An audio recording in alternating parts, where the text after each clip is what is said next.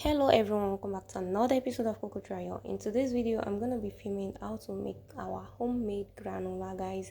So there is no more wasting money on already packed granola because this is very easy to make and it will save you a lot of money, most especially now that everything is costly. So stay tuned, let's get right into the video, shall we?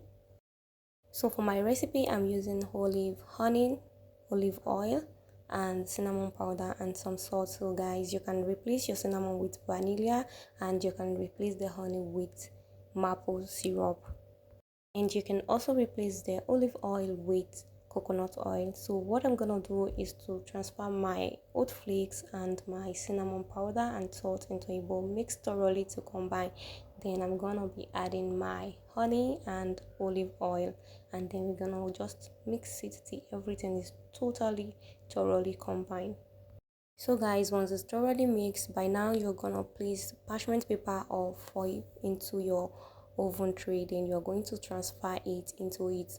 Use your spatula or wooden spoon to spread everything well nice, and then you're going to be baking this for 15 minutes on 250 degrees Celsius. So, and I bake this with up and down light. So if you're using maybe only bottom light, you have to stir it gradually while baking.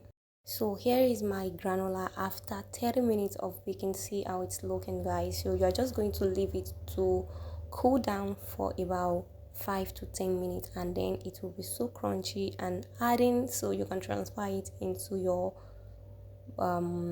jar, or anyhow you can keep this for up to 3 weeks. So guys, I hope you're gonna try this and let me know what you think about it in the comment section. And if you want to use oilless, if you want to make oilless granola, you can also go ahead. This is the same process. So if you like this video and you haven't subscribed to my channel, what are you waiting for? Press the bell icon to get notified whenever I upload a new video. Give me thumbs up. See you guys and let me know what you think about it in the comment section. Bye, love you guys.